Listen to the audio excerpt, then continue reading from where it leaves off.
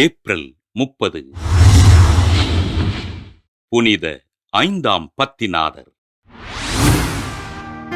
Italy நாட்டில் அலெக்சாந்திரியாவின் அருகிலுள்ள Bosco எனுமிடத்தில் கிபி 1504ஆம் ஆண்டு ஜனவரி 17ஆம் நாள் பிறந்தார் 5ஆம் பத்திநாதர்.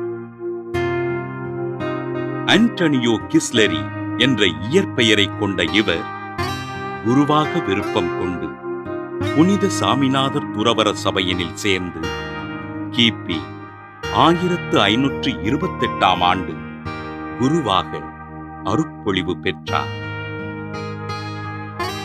நவ துறவிகளுக்கு பயிற்றுனராகவும் தன் சபையின் இல்லங்களுக்கு தலைவராகவும் இருந்த அருட்தந்தை ஆண்டனியோ கிஸ்லெரி குருக்களுக்கும் துறவிகளுக்கும் முன்னுதாரணமாக திகழ்ந்தார்.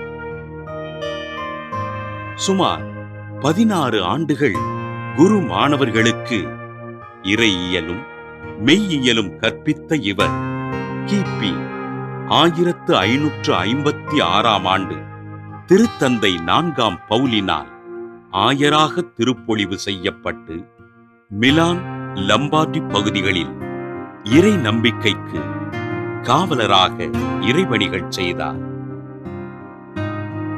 கிபி 1557ஆம் ஆண்டு கர்தினாலாக உயர்த்தப்பட்ட ஆண்டனியோ கிஸ்லெரி கிபி 1566ஆம் ஆண்டு ஜனவரி 7ஆம் நாள் திருச்சபையின் 225வது திருத்தந்தையாக பொறுப்பேற்று தன் பெயரை 5ஆம் பத்திநாதர் என்று தேர்ந்து கொண்டார்.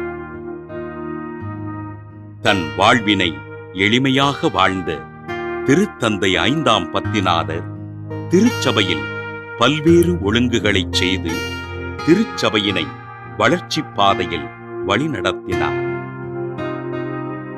பொதுமக்களின் இறை நம்பிக்கைக்கு தடையாக இருந்த இங்கிலாந்து அரசி முதலாம் எலிசபெத் மற்றும் இத்தாலி அரசன் 2ஆம் மேக்சிமில்லியனால் சொல்லன்னா துன்பத்திற்கு ஆளான திருத்தந்தை 5ஆம் பத்திநாதர் கிபி 1572ஆம் ஆண்டு மே 1ஆம் நாள் இறைப்பதம் சேர்ந்தார்.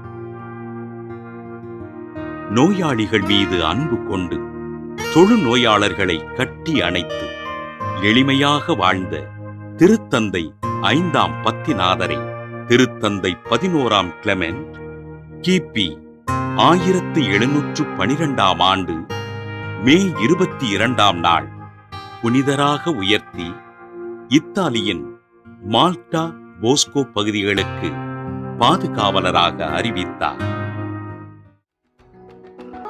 புனித 5ஆம் பத்திநாதரின் திருவிழாவினை கொண்டாடுகின்ற நாம் தொழுநோயினால் பாதிக்கப்பட்டிருக்கும் மக்களுக்காகவும் அவர்களின் அமைதியான வாழ்விற்காகவும் ஜெபிப்போம்.